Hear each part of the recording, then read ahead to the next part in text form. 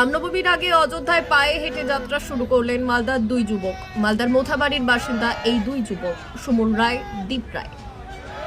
1 থেকে 1.5 মাস সময় লাগবে অযোধ্যায় যেতে। কাটিহার বিহার ইউপি হয়ে যাবে। তারা রাস্তাতে রামনবমীর অনুষ্ঠানেও শামিল হবে।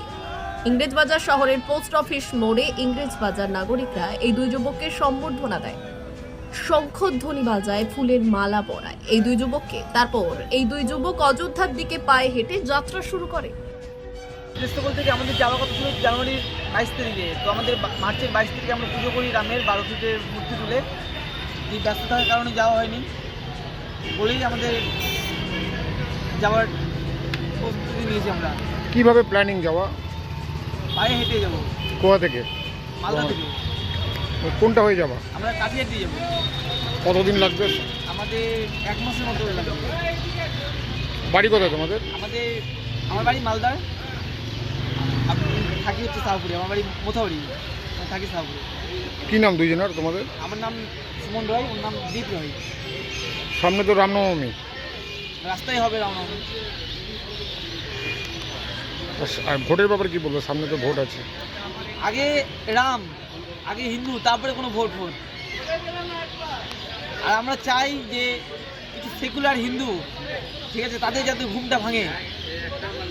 উদ্দেশ্য হচ্ছে প্রায় 500 বছর পরে অযোধ্যার শ্রী রাম জন্মভূমিতে আমরা রাম মন্দির নির্মাণ করতে পেরেছি।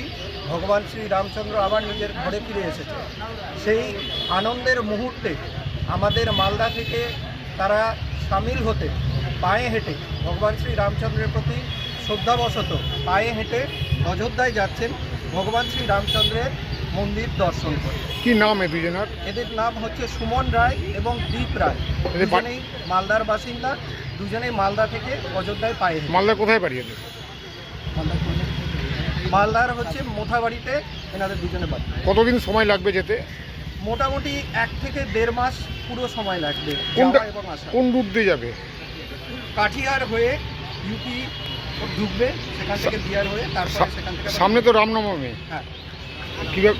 রামনবমীতে রাস্তাতেই থাকবে। সেইখানে ওনাদের পার্শ্ববর্তী যে র্যালি পড়বে, যে জায়গা পড়বে, সেখানে যে রামনবমীর উদযাপন হবে সেখানে তারা অংশগ্রহণ করবে। ব্যুরো রিপোর্ট, উত্তরের প্রহরী।